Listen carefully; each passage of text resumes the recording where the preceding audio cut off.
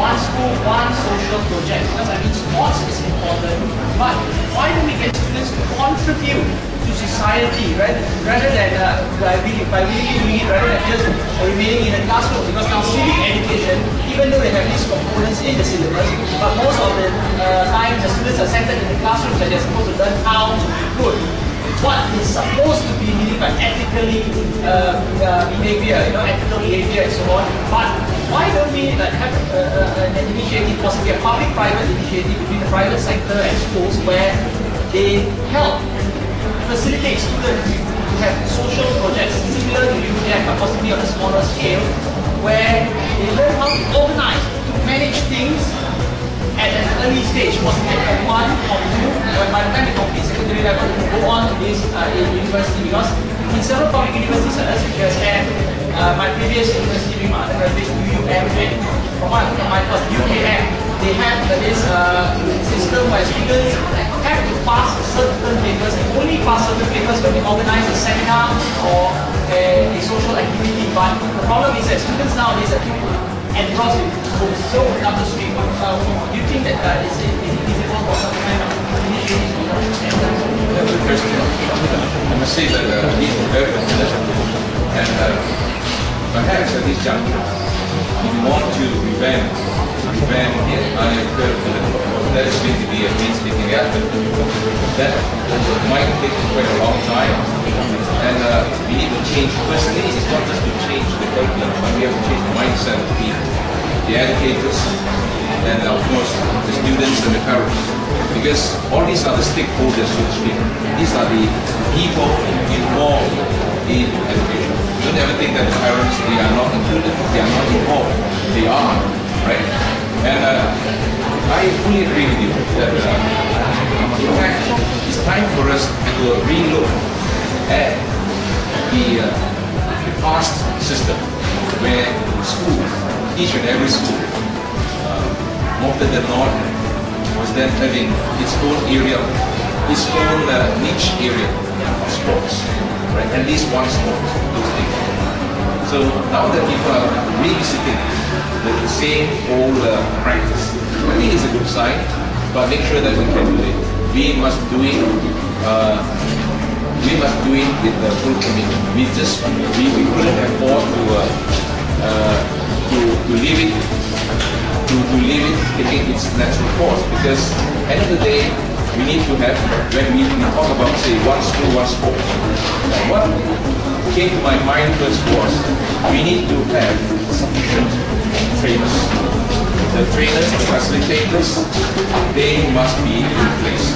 Rather than, we say that, it's a good idea, but where to get the trainers, where to get the facilitators? And if at all, we do not redesign the curriculum, then again, that is going to be made optional. And once we make it optional, I don't think that it is going to gain momentum. I mean, that's how I look at it.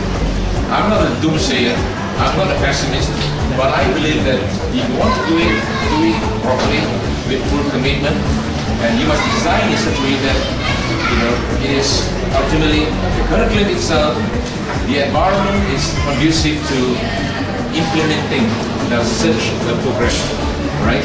And coming back to what you asked, one school, one social program. Perhaps it would be quite a challenge at this juncture, because not all schools, now they could attain the same level of development, because in certain areas, certain schools must be grappling with, say for instance, supply of electricity in some of the remote areas. Some of them, they might complain to you that, hey, we don't have enough computers. We don't even have sufficient desktops. Now these are the things.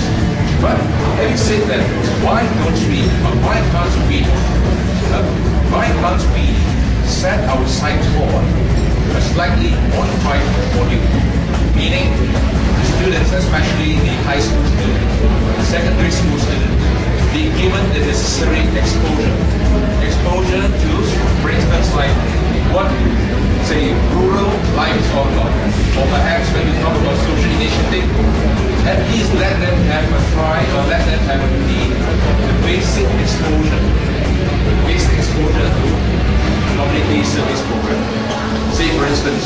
once a year, or perhaps be made part of the cost. But at this juncture, I know that now we need to change mindset. Our biggest problem here, sorry to say, any time we spend too much time on debating, too much time on unnecessary politicking, but we don't seem to spend enough time on brainstorming the best ways and means to get things done. And this is really a pity to our Malaysians. Right? Questions? Maybe from the girls this time. Anybody? Come on, don't be shy, it's okay. Here's the thing, Dato Sri is here. I don't think I see any bodyguards or anything around. Dato Sri has been casual already, very approachable. So for the girls, for the ladies, if you have any questions, please. Anybody? Again, Johnson, yeah. See, Malaysia now is having a fluctuation period. That all maybe things are doing higher and our salary is still lower. And our vision 2020, I think it will be success. With what time we have in our Malaysian economy now. What would be your advice that how can we get a minimum salary for our higher living costs in the future? Okay. In fact, I could see that your question is quite a complex question, containing a few parts. Right. Firstly, high salary bracket. Okay. If you don't have, say, if you don't attain that, or perhaps if we continue to grapple with the existing salary scheme, perhaps those individuals in the various employment may find it difficult to make ends meet. This is one. Yeah. Second, of course, you talk about is it necessary for us to have the basic minimum wage for all sectors and so on and so forth. And well, I think I agree with you that now a country like Malaysia, certainly we need to progress. And I think the Prime Minister did indicate very clearly that we need to come up from the present doldrum, meaning the present situation is, we are still strapped. We are still strapped, or we are still getting caught. Yeah. In the present, what we call relatively low income or relatively low wage. So how are we going to escalate? Of course, when you talk about pay rise. First thing, as an employer, sure, they will ask that. Now, you mean to say that you can also enhance your productivity? This is one. Meaning, the Malaysian workforce, I think we need to, on one hand, I think we deserve to have a pay rise in order to make ends meet. Otherwise, you can't even cope up. But at the same time, we need to prove our worth. Meaning, we must be able to show that we are productive enough. We can enhance our own productivity.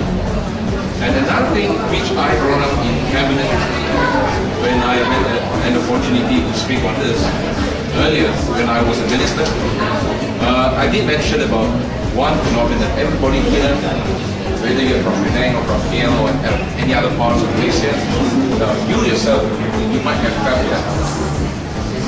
that is almost all sectors now in our life are now dominated by foreign labor.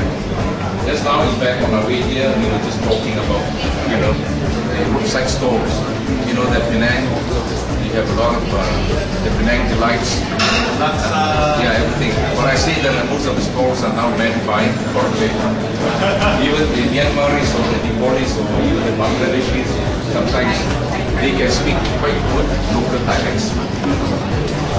Of course, I mean, this is not something amusing, but rather this will give us comfort. Why? If at all we want to have a healthy growth in our economy, we cannot rely solely on foreign labor. Now that we are heavily or overly reliant on foreign labor, it's not a good sign. And of course, the government is now trying to curtail our reliance on the foreign labor. People may say that it's too late or whatever. But to me, I must say that this could only be done progressively. You cannot just do it at one go. At one go meaning you are going to cripple the economy. At one go meaning you are going to paralyze a lot of economic activities. They couldn't get the locals to fill in the vacuum. And then we are going to cause a crowd. Yeah? And on top of that, there's one more thing here. Just now I talked about productivity. Productivity doesn't come automatically from nowhere. Productivity somehow depends on our type of education, our types of vocational training. Whether or not our people, our young people, are given that kind of sufficient exposure to that kind of vocational skill, learning, proper learning, and make yourself competent to do the work, right? We don't want to have a half-baked, so to speak, half-baked technicians or half-baked workmen. So this again is another area where I have to think of. But one last thing is, this is something that I'm quite worried about. I must tell you, my concern is well. With due respect to our young people, nowadays, people are getting increasingly impatient. Why impatient? People, they want to make money. They want to make a quick gain. Within the shortest possible time, they want to make the money with the least possible labor output, labor input. Meaning, the best is you don't need to work so hard, but you could get the maximum out of it, right? Within the shortest possible time.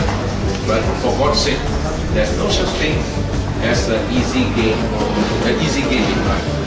But at the end of the day, you will see that the question I want to ask all of you here. Since I have been talking about even the office jobs are now being met by foreign labor, right? And then you might be asking, and what happened to our own young people? What happened to our young workforce? Where have they been? Are they hiding somewhere or are they doing something else? They are doing something else. But what is that something else? That something else may not be beneficial to the society. That something else, might be done to the detriment of the society.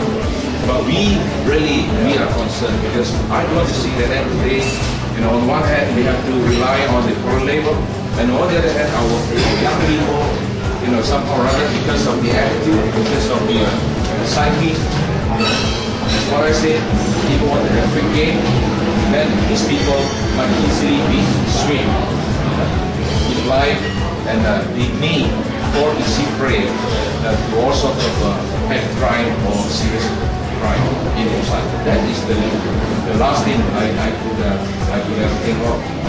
Something tragic, I must say. Following on, I think I'll move on.